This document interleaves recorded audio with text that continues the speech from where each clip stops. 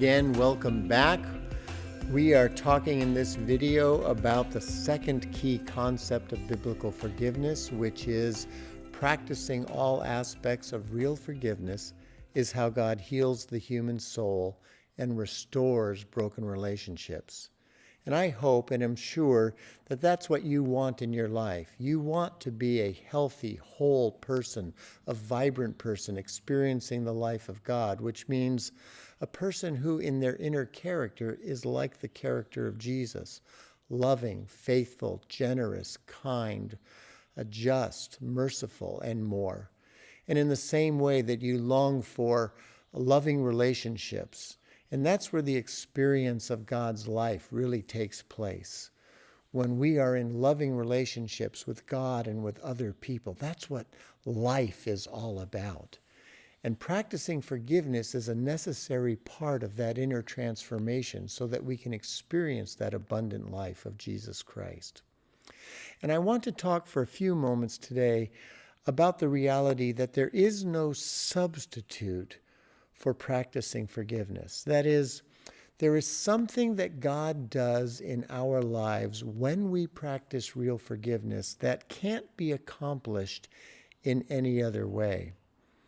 And as evidence of that, I want to take us back again to Matthew 18, where Peter asked Jesus, "How many times do I have to forgive?" And if you haven't yet watched that particular video, I want to encourage you to go back and do so, because I'm not going to go over the whole story here. But if you remember, Jesus answered by saying, "Peter, when you don't forgive, you will find yourself in pain, that is, handed over to torturers, and you will find your freedom limited, that is, you'll find yourself in a prison, unless and until you practice forgiveness, until you forgive this person who wounded and damaged you." I simply want to point out to you in this video that Jesus did not say to Peter, "Peter, either you practice forgiveness and forgive this person, or memorize 20 chapters of the Bible, or go to church faithfully every Sunday for a year, or lift your hands up when you sing and praise and worship me, or give an extra 5% over your tithe for 3 months." See, there's no "or" in Jesus' teaching at the end of Matthew 18. Jesus said to Peter, "Peter, look, you are damaged and wounded by this person's sin. And you're asking me, how many times do you have to forgive this person? You're hoping it's not more than 7. Peter, you need to forgive this person every single time they sin against you. Because there is no substitute for the healing that God will give to you, will cause to happen in your inner being. There is no substitute to your practicing forgiveness. It's only as you practice real forgiveness, believing that I will have died for that person, paying the penalty for their sin, entering into God's forgiveness of them. Only as you do that will my Father be able to heal you and set you free. There simply is no substitute. I believe this is a very important point for us as Christians in particular to realize, because forgiveness is not natural to any human being. And as we become Christians and come into the church, it doesn't become natural automatically. We still resist it. We still have coping mechanisms and survival techniques that are our substitutes for real forgiveness, that we developed when we were little children. We don't really want to practice forgiveness. We resist it. We resist even learning about it. We don't want to go there.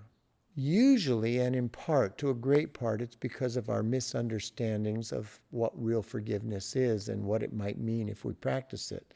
Satan wants to cover up and hide forgiveness from us because he knows how powerful it is to transform our lives and to cause us and enable us to become more like Jesus. He doesn't want that to happen, so he's going to hide real forgiveness from us, and he's going to bury it in other things. And he's going to tell us that we don't need to practice real forgiveness. Let's just do other good things. Let's exercise self-control. Let's pray. Now, all these other things may be good. Certainly prayer and self-control are good things. But don't use them as substitutes for practicing real forgiveness. Jesus said there is no substitute for practicing forgiveness. We either practice real forgiveness, not just forgiving other people, but also receiving it from God and asking other people to forgive us. We either practice real forgiveness or we stay broken. Time does not heal. Nothing else can do what practicing forgiveness does. So I want to encourage you, almost plead with you, to keep watching these videos, to go to our website, look at forgivenessministries.org, discover what other resources, especially our 2 books, What You Might Not Know About Forgiveness and Developing a Lifestyle of Forgiveness. Take advantage of everything you can to develop a lifestyle of authentic biblical forgiveness, so God can heal you and set you free and transform you into the image of Jesus. You will never regret practicing real forgiveness or spending the time learning about it. So press the subscribe button, watch all the videos that we are producing, take advantage of God's wonderful gift of forgiveness. Thanks for watching. Again, my name is Steve Deal, founder and director of Forgiveness Ministries. I hope you'll be back soon. Love to talk with you some more about forgiveness.